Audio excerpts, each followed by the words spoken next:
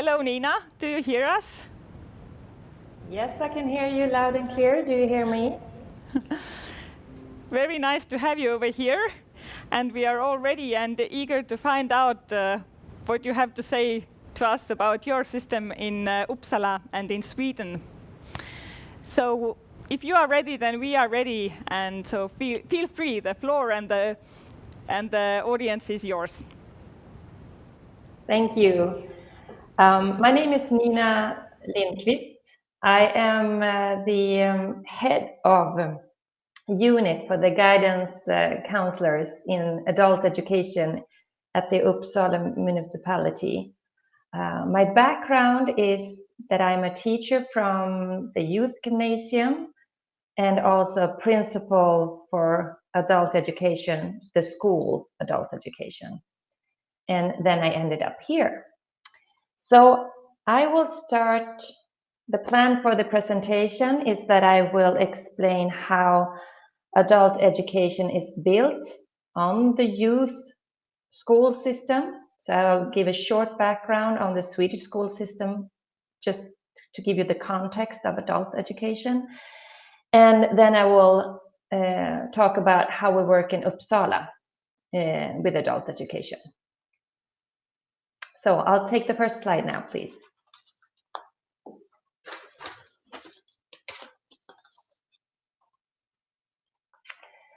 So the Swedish school system starts the 10-year elementary school, which is compulsory. It means by law that you as a parent have to send your child to school.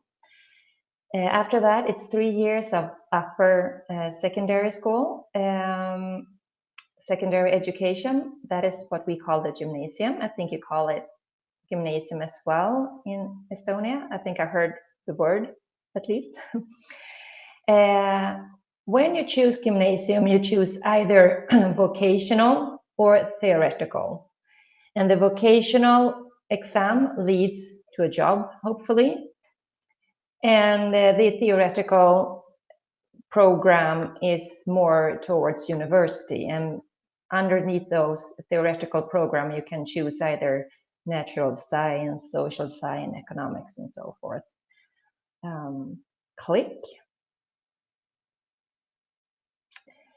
But if you fail your gymnasium exam, whether it's vocational or theoretical, or if you choose not to go to gymnasium, since it's voluntary, or if you do not have a Swedish school degree for some reason, you have the right to attend adult education. Adult education is an option.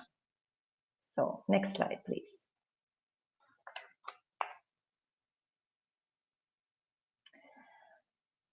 The adult education is a non-academic, so it's not university. And it's built on the Swedish school system for youths. You have SFI, which is a quite big adult education part. It's Swedish for immigrants. Then you have elementary education, which is built on the elementary school, and that's primary courses in Swedish, mathematics, and English. Then you have upper secondary education, which is either you can go single courses or you can go programs. And then you have vocational college. Click. Then you have the right to attend, that where we cannot deny anybody who wants to attend to SFI, elementary education, or courses that can give you a complete gymnasium exam. If you as a student wants to take any of these courses, you have the right to do so. And as the municipality, I have to give you this education. Additional requirement to go to have the right to go to adult education is that you have to have been turned 20 years of age. You have to be a resident of Sweden to have like this personal code number to your name. And you are not allowed to have a previous gymnasium exam or a high school exam or a university degree, of course. And next slide, please. So SFI, which is Swedish for immigrants, is that all immigrants, except for Norwegians and Danes, have the right to study SFI for free. Norwegians and Danes are considered, their language is so close to the Swedish language, so they don't have the right to attend SFI. They usually manage to take the Swedish courses without SFI to study that before. So you have 3 levels on SFI depending on school ground, the school background for your home country. Level 1 is if you have not gone to school at all or up to 5 years of schooling at home. Level 2 is 6 to 12 years of schooling, and level 3 is 13 years of schooling or more. That means that you probably have an academic degree. Click. When you apply to SFI, you are interviewed to determine school years. It's hard to determine what level a student should go, especially since 6 school years in one country is not really the same as 6 school years in another country. So we also have level tests where you can take a test in either Swedish or English or math to see where you are. But that requires that you can write and that you can read and that you can handle a computer. And if you can't read or write, you probably are level 1, whether or not you say you have 6 years of schooling or not. But if you can't hold a pen, you really can't go to any other level than level 1. Most of the immigrants that comes to Sweden now are refugees from war, and of course, if you flee for your life, you don't really have the time to muster up all your important papers of degrees and diplomas. So a lot of times, it's just through interviews we can determine what level you should attend. The interview is done in English, sometimes with an interpreter, but most of the times the students actually have a relative or a friend that speaks Swedish and the native tongue to help them through the interview. So that's how it's done. Next slide, please.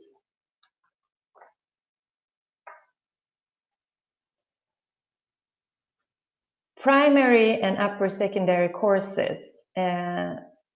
The primary courses are in Swedish, mathematics, and English. They are comparable to school years 7, 8, and 9 in the youth school, which means that the kids are 13, 14, and 15. So that's the same level of education for the primary courses.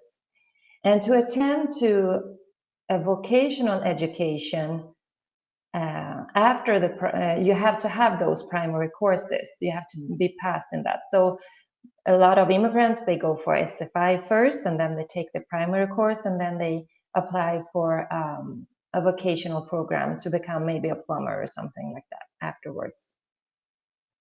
The upper secondary courses are the same courses given at the gymnasium level.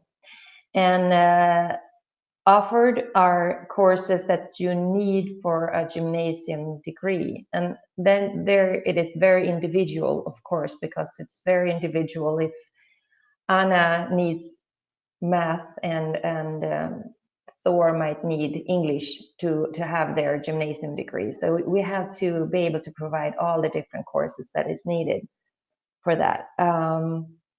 The main aim for those who go to gymnasium courses is to continue to university, to take a gymnasium degree, to continue to university afterwards.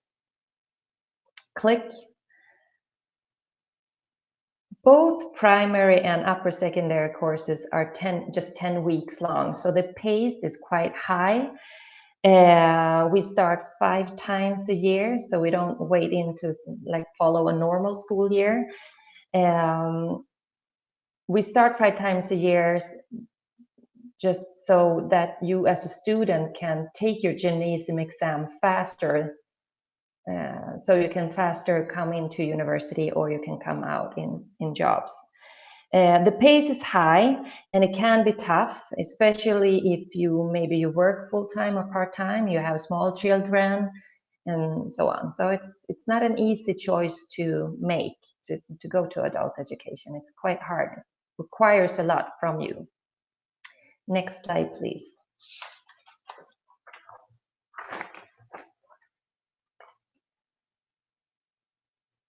The vocational adult education programs is to learn a trade. It could be assistant nurse, mechanic, assistant kindergarten teacher, economic assistant, electrician, plumber, chef, assistant chef. Most of these programs are 2 to 3 semesters long. And they start, most of the time they have 2 starts per year. The starts can be in August and January, which would be like the normal school years. But sometimes the starts can also be in March and October, depending on what program you want to apply to. You have to have a grade in primary courses, Swedish, English, and math, to be able to apply to the vocational adult education. Then you have vocational college. That is nothing that the municipality arranges. It's given by related branch organization. For instance, travel agency controller, optical assistant, or train driver. And it's quite a guarantee to get a job if you go to a vocational college. But you need to have a gymnasium exam for vocational college. So next slide, please. So this is how I organize adult education in Uppsala. The municipality of Uppsala have different administrations, and one of the administration is the political board of labor market, and it is to this administration that adult education belongs. So the political board of labor market controls 3 different departments. It's the Department of Labor Market Introduction, Department of Adult Education, and Department of Social Welfare and Newly Arrivals, Immigrants. These departments all work together around the individual. And under the Department of Adult Education, we have the administration unit of guidance counselors and admissions. This is where I work and where I have my responsibilities. And we send the students further to the school units, and the school units are either run by the municipality or are run by private actors. We have both kinds of the school units in Uppsala. Next slide, please.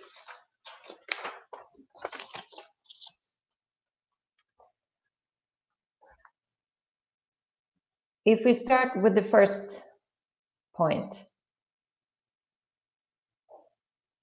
So, citizens in Uppsala that have social welfare are assigned to the Department of Labor introduction for a planning, a personal plan, because you cannot really go on social welfare and just get money for doing nothing. You have to do something, and to do something is to get a plan to either go to like an internship or start to study. So click. The official at the Department of Labor Introduction, he or she makes a plan together with the citizen, and the plan could be either then studies or an internship to learn a job. Sometimes these plans are more and sometimes they are less, depending on the individual and how much support the individual needs, of course. Click.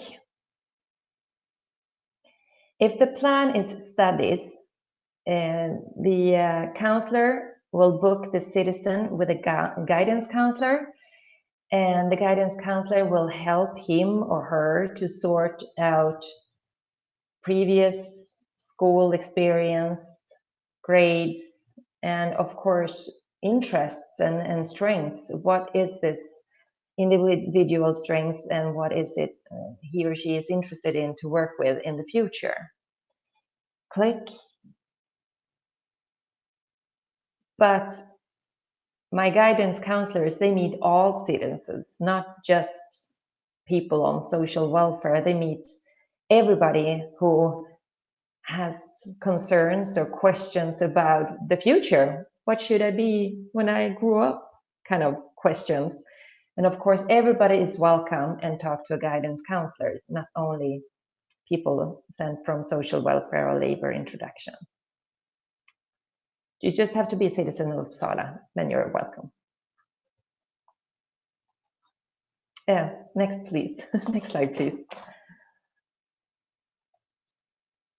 So first, click. At my unit, first point, please. Thank you. At my unit, we have 12 guidance counselors, plus 4 counselors working only with the SFI students, the application, the interviews that I talked about earlier. Click. The guidance counselors meet all citizens from 20 years and up. Sometimes you also meet citizens that are a little bit younger than 20 years, that are dropouts from gymnasium and need a plan fast, or we fear that they will maybe get stuck in social welfare, or they don't have a social network in, you know, the family is not dependable or something sometimes. And so sometimes we make individual solutions for these 19-year-olds, but most of the times you have to be 20.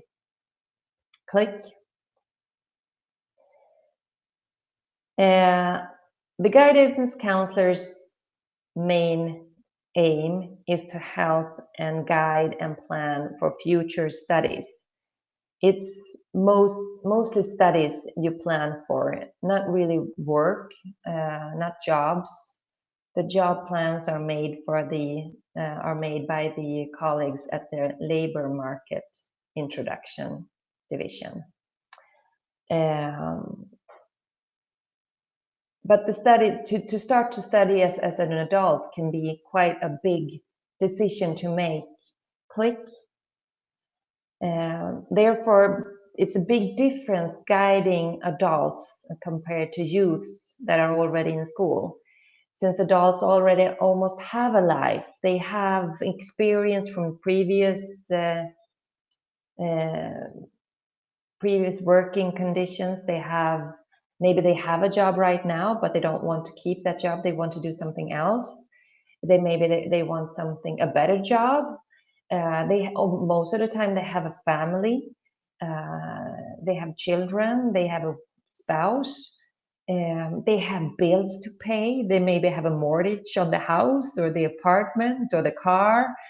And to start study, it's quite hard because it requires a lot from you, even if you don't choose to go to classroom, even if you choose to study, excuse me, by distance, by computer. You can study by computer as well. It requires a lot of planning for you personally. And the dropout rate for students at adult education is quite high compared to the youth education. Most of the times because you have so much life around you that maybe makes it hard for you to commit completely to studies. The dropout rate for those who study via computer and not by classroom is quite high. It's almost 1/4, 25% dropouts. While it's at SFI, it's like 2% that drops out. So that's quite small.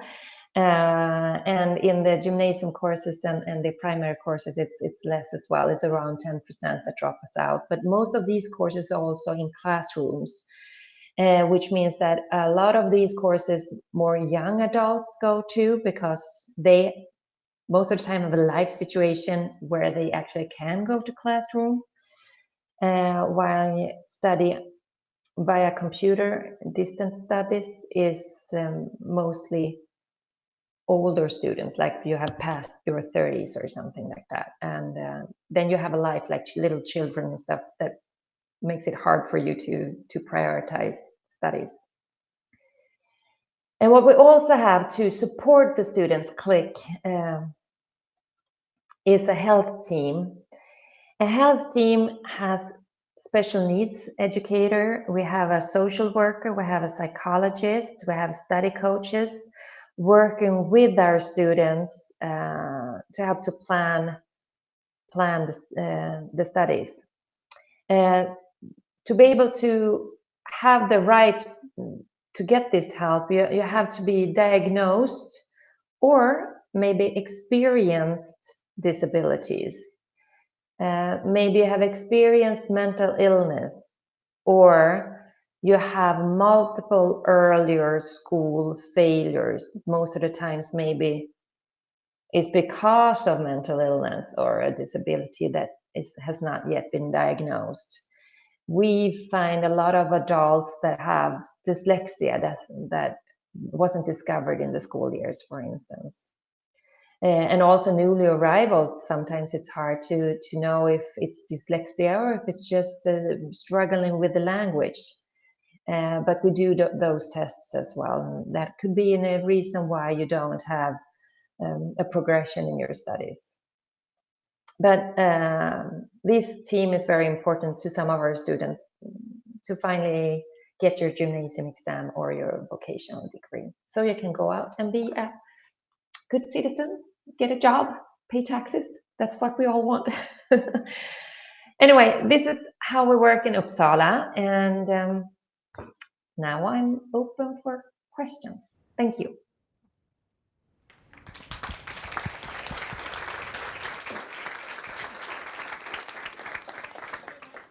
For this nice presentation. As a moderator, I hope I have the right to ask the first question. I see that your system is quite individual paced, so maybe you can share a few words about how you reached to that system. I think, first of all, we have the Swedish laws that we have to consider it. And it says in the Swedish law of adult education that we have to, what's the word? Consider individual situations for every student. So it's very, very clear in the paragraphs of the Swedish law of adult education. And just I think it's because of the adults. I mean, it's very different. Just look at us. We have different prospects of studying. So that's why you have to be very individual.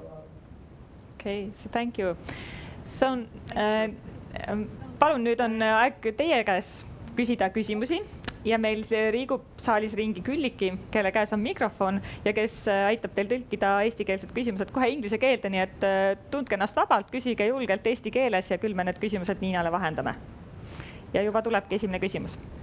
Mina soovin teada, need täiskasvanud, kes valivad kutseharidusprogrammi, kas nad õpivad kutsekoolide juures? These adults that choose or select adult education vocational programs, where do they study? Do they study by vocational education centers, for example? One could call it that, I guess. We have both private educators and municipality-run schools that give vocational programs. So you go to a school, all vocational programs are required that you are present in a classroom, especially when you do your internship out in the among the I forget the words all the time, the companies. Yeah. So I guess you could call it a vocational education center, or you could just call it a vocational education school. Nii, ma siis tõlgin ka kiiresti, et jah, et nii võib seda nimetada küll ka kutsehariduskeskuseks, ehkki tegelikult siis pigem erinevate erialaliitude, nagu ta enne juba ütles, erinevate erialaliitude ja erialaorganisatsioonide juures, võib nimetada ka sellist õppimise kohta siis kutsekooliks ja seda pakuvad nii eraettevõtted kui ka siis nagu riiklikud organisatsioonid.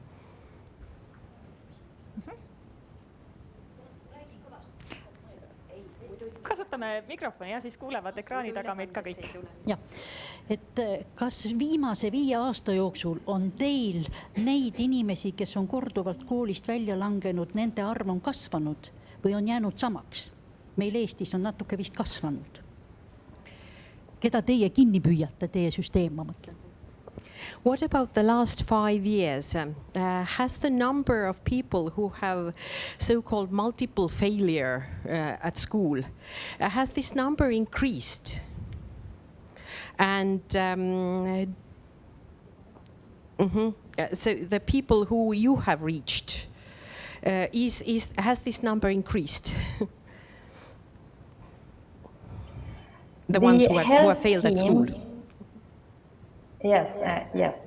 The health team that works with these students has just been working with these students for 3 years. According to Swedish law, again, we don't really have to have this service for adult students. It's just at the youth school that you actually have to have a health team. So we just started this arrangement 3 years ago. And I can't really say if it has increased or not. What has increased is the number of immigrants not feeling very well because of post-traumatic stress, war syndromes, and so forth. Yes. Nii et selline täiskasvanuhariduse korraldus on nii-öelda käigus 3 viimast aastat ja tema ütleb, et ta ei saa tegelikult öelda, et kas see arv nüüd suurenenud on, mis on kindlasti suurenenud, on immigrantide arv ja neil olevat kõik võimalikud sõjatsoonist põgenemisega seotud probleemid.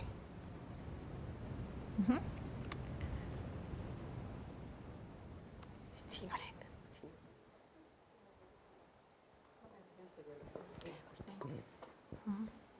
Yeah.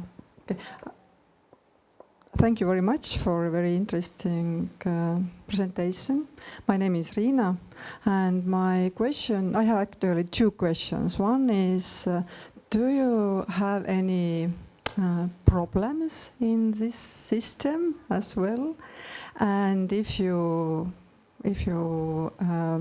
mind, what is a budget of such kind of system for local government? I'll take the first one, and then I think you have to repeat the second one. Of course there are problems. There's no foolproof system. One problem is, as I said earlier, of course, the amount of dropouts and how to prevent people to drop out and to keep them in school. And there you have different tools you can use. But as I said, as an adult, there could be, I mean, some students drop out because of maternity leave, for instance, get a baby, and then they have to be home to take care of the baby. And maybe they continue the studies later. Then you have some people that attend vocational school. They get their degrees and then they don't get an employment, and they get really angry with us and say, you said, you promised I would get an employment. But we can never promise an employment. It depends so much on individual features.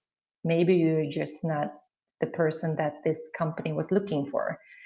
So we have those problems. And also, a lot of times people do not understand how we prioritize. We have to prioritize the students that are the furthest from the labor market, maybe not the students that have the best abilities to actually do something about your studies, if you know what I mean, to actually take the exam. It's quite different from if you go to gymnasium, if you go to university, you apply by your grades, and the better grades you have, the bigger are your chances to actually be admitted to this program, right? But at adult education, it's the opposite. It's like the worse grade you have, the bigger are your chances to actually be admitted to a program.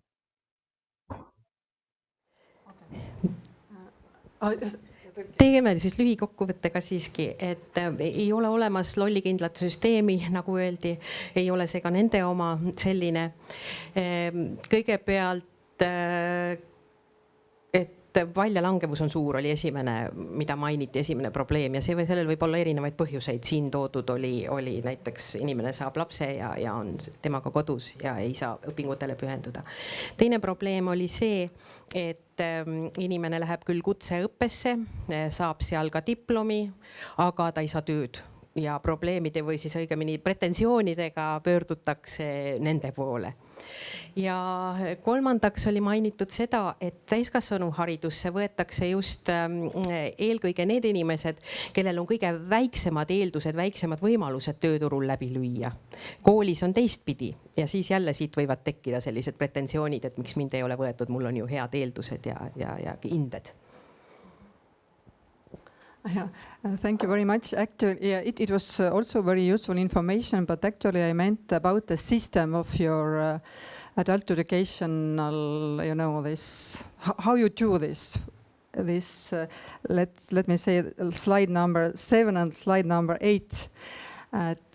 Does it work, all the system, I meant? And then second question was about the budget. How much it costs to do all this work, I mean?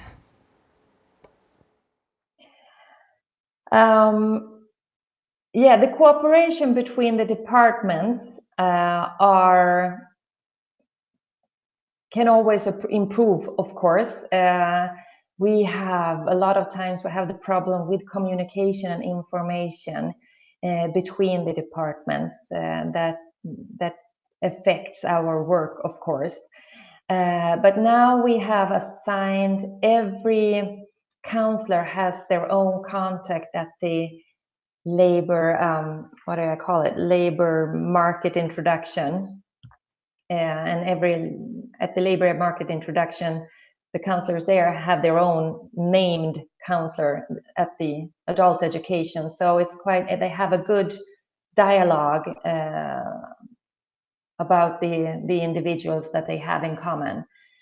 So it has improved, it has been better.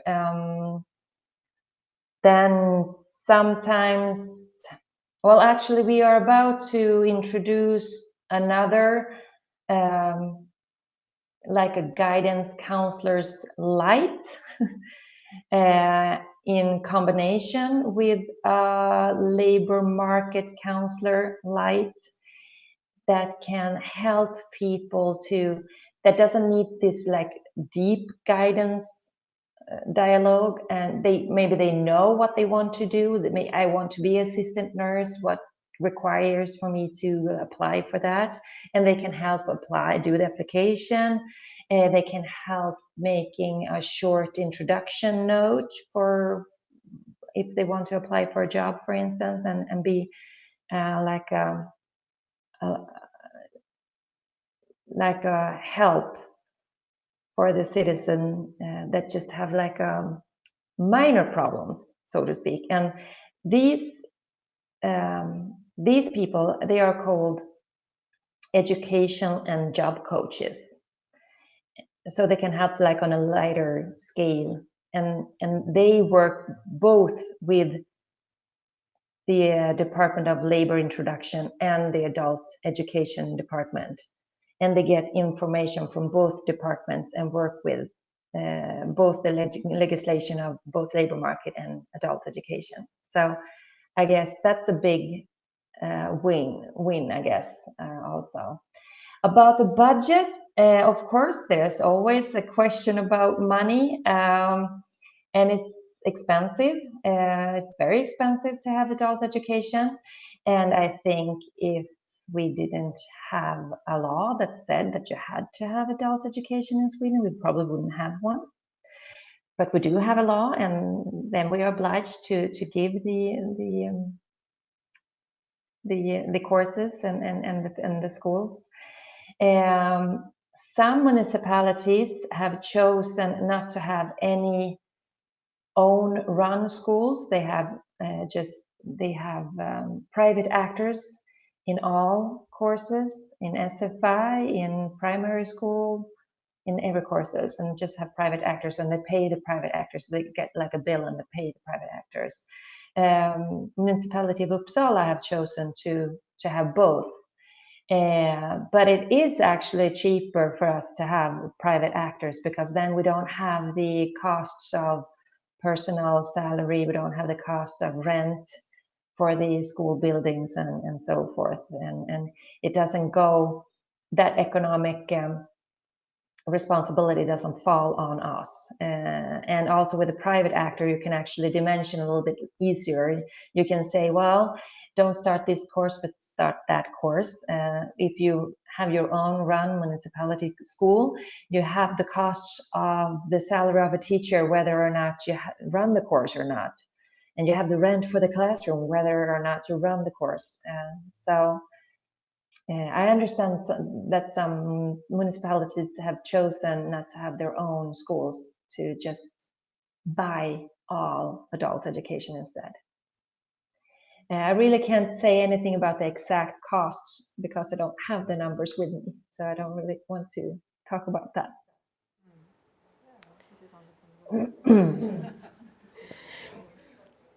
Ma püüan. It was a long answer. It was, definitely.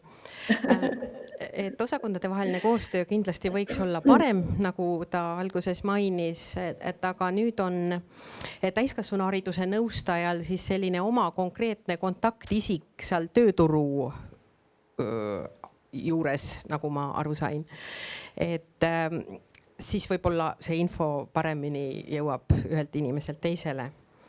Siis veel selline uudne teenus, mida hakatakse pakkuma, on niisugune nõustamise selline nagu kergem vorm, nagu ta ütles, light selle kohta, et ja seda siis pakuvad sellised coachid. Et sa ei, nagu ma aru saan, ei pea minema siis sellisele tõsisele pikale nõustamisele, vaid sul on võimalik ka mõningaid oma lühemaid, pisemaid probleeme temaga siis arutada või lahendusi leida. Ja mis puutub siis eelarvet, siis see pikk vastuse lõpp. Täpseid numbreid meile ei öeldud, nagu me aru saime, aga et väga palju siiski kohalikud omavalitsused kasutavad eraettevõtete, erafirmade abi. See on neile mõistlikum, ökonoomsem kui oma koolide pidamine. See vast oli põhiliselt kõik. jah, et tegelikult on nagu erinevaid praktikaid rakendatud kogu riigis, et ühelt poolt osad on valinud selle, et peavad ise neid koole üleval, osad omavalitsused ja teiselt poolt on võimalus seda teenust siis ka sisse osta, nii et need valikuid on mitmeid. Aga rõhutatud oli ka see, et see on tõesti seadusandlik kohustus nendel omavalitsustel seda teha ja see on paljuski need asjad käima lükanud seal. Nii, ja nüüd meil on veel ühe kiire küsimuse jaoks, meil on veel täitsa aeg olemas. So the one last question comes from here.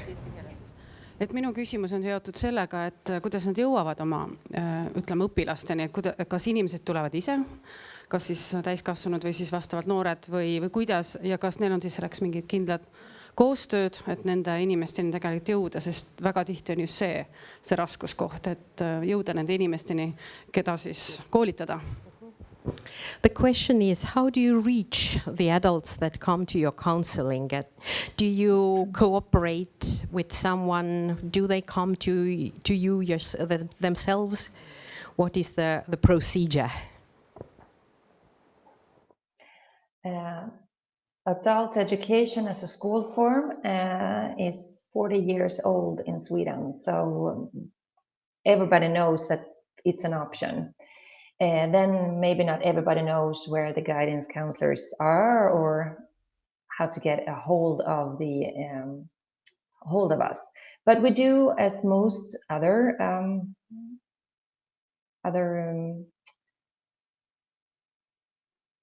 forget the words. Organizations. We market us. We do ads. We have big do you call it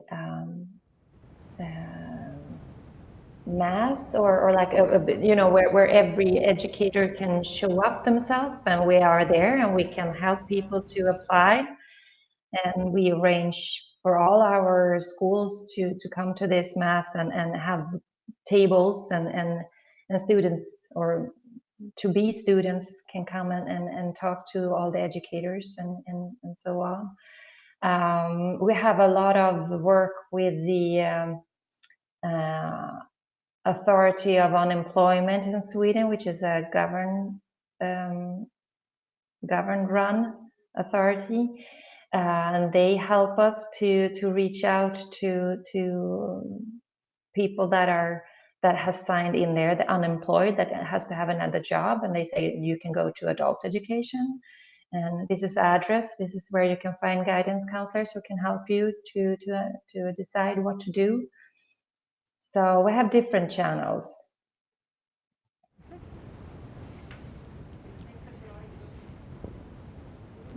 Töötab ikka. Täiskasvanuharidus on Rootsis juba 40-aastase sellise pika praktikaga, seetõttu õppijad teavad, et selline asi on olemas ja oskavad õigetesse kohtadesse pöörduda, aga loomulikult tehakse ka palju koostööd, reklaamitakse, käiakse messidel, tööturuametiga jällegi tehakse koostööd, sealt suunatakse inimesi, otsitakse võimalusi kohtumiseks, käimiseks sellistes kohtades, kus õppijaid on võimalik leida ja enam-vähem kõik vist. So thank you very much, Nina, that you take the time and explained us what the system was in Sweden, and we are sending you a big thanks from here and a great applause, I think.